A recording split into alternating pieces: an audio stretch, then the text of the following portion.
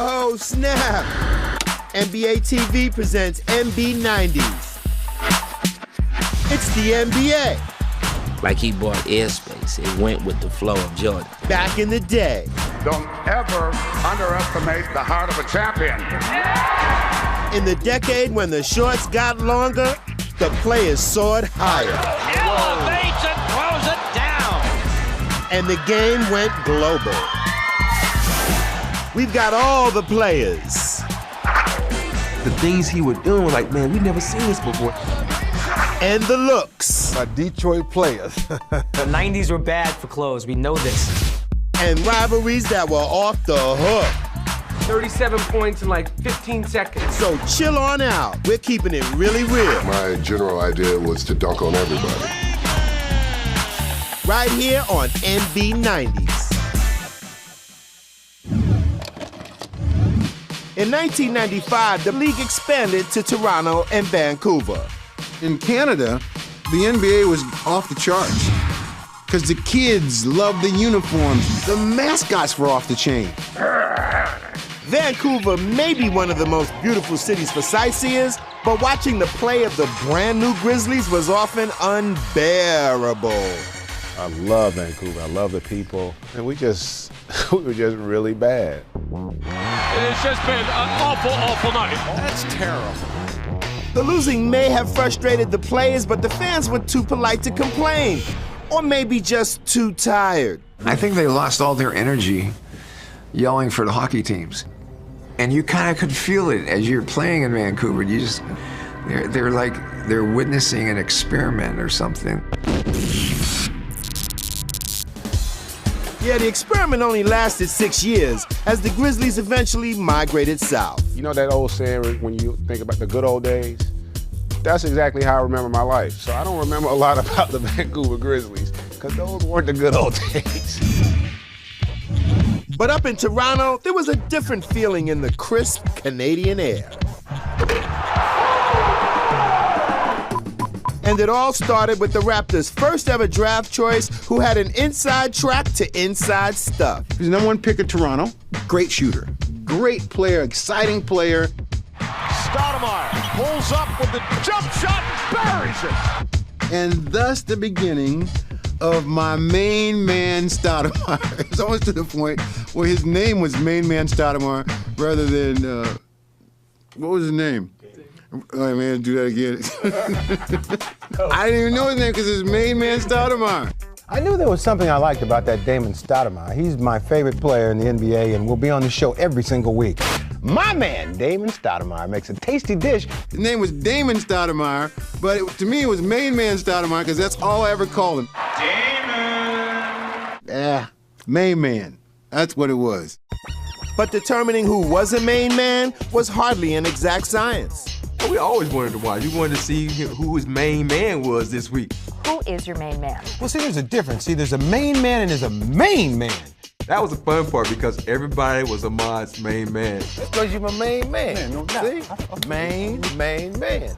Now, this tells you something about my man Shaq, not to be confused with my man Tyrone Muggsy Bogues, him and my main man, Terrell Brandon. Oh man, I had some main men, boy. Phil and I have complete confidence that this is going to work out extremely well with Dennis Rodman.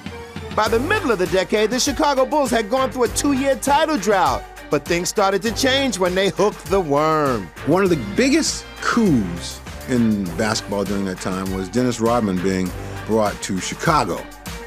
Good old number 91. I loved Dennis as a teammate.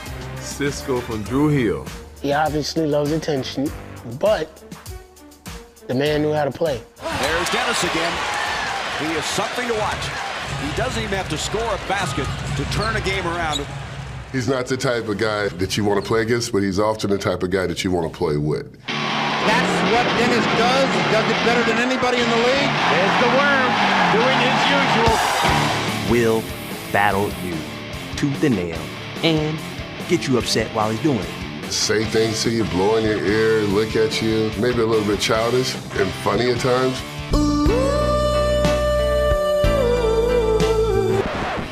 These guys frustrated, get them off their game. Whatever he wanted to do, he could do, as long as he kept getting those 18 rebounds a night.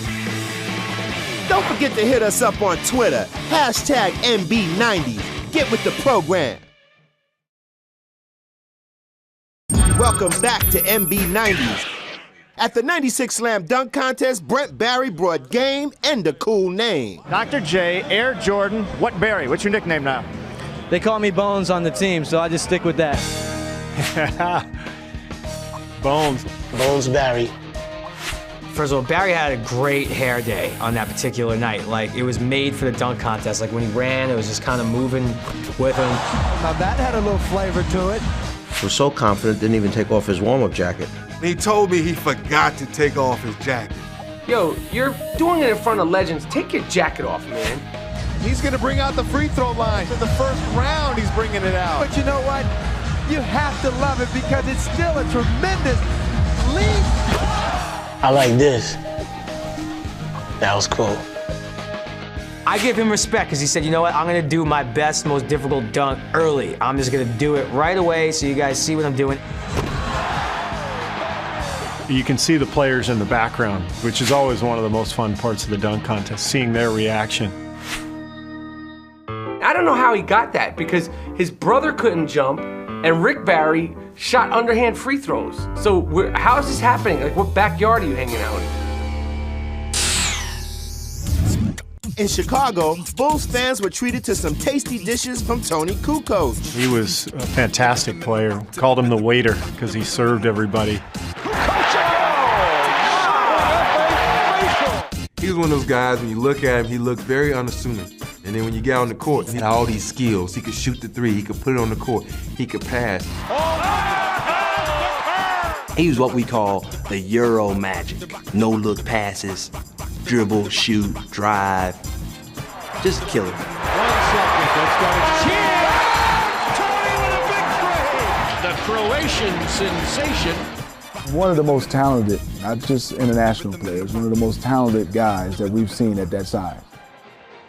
People are always going to talk about Scotty. Of course, they're going to talk about MJ, but Tony Kukoc made a lot of things happen for that team. Good shot, give the ball right now to Tony. Tony would team with 3 future Hall of Famers to rewrite the record book. The Bulls finished the regular season 72 wins. They were motivated every single game. Every single game. What time is it? Game time! And the league was not weak either, so it wasn't like they were beating weak teams. I remember one time we were actually up. I'm like, man, we might be one of those teams that's gonna beat the Bulls today.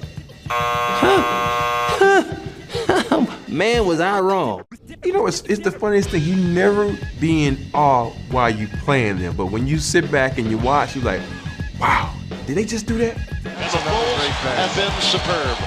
Just by being part of that team, I was able to be a part of NBA history. I was pretty lucky. Question is now, who can beat the Chicago Bulls team? Do your thing. Do your thing. Well, out west, the Seattle Sonics were making noise, led by Gary Payton. They call him the glove so quick. The glove. The glove. Tatum. He would talk so much smack that you could never take it personal. It just started being funny. Don't talk to him like that, Beater Knuckle. I never could understand it, but he had some good lines, If your head lumpy, I tell you your head lumpy. You ain't that one out here, boy. He liked intimidating you. He liked defeating your mental toughness. No point guard played defense like Gary Payton that I could think of. He would tell you, I'm going to beat you down and I'm going to score 20 points on you and have 10 assists. There's nothing that you're going to be able to do about it. And he would go out and get 20 and 10. Too far ahead, he saves it. Oh, you gotta love that action. Good. Peyton running his mouth, throwing lobs. I mean, sometimes he wouldn't even look, just put it up there and he's going to catch it. The Rain Man coming.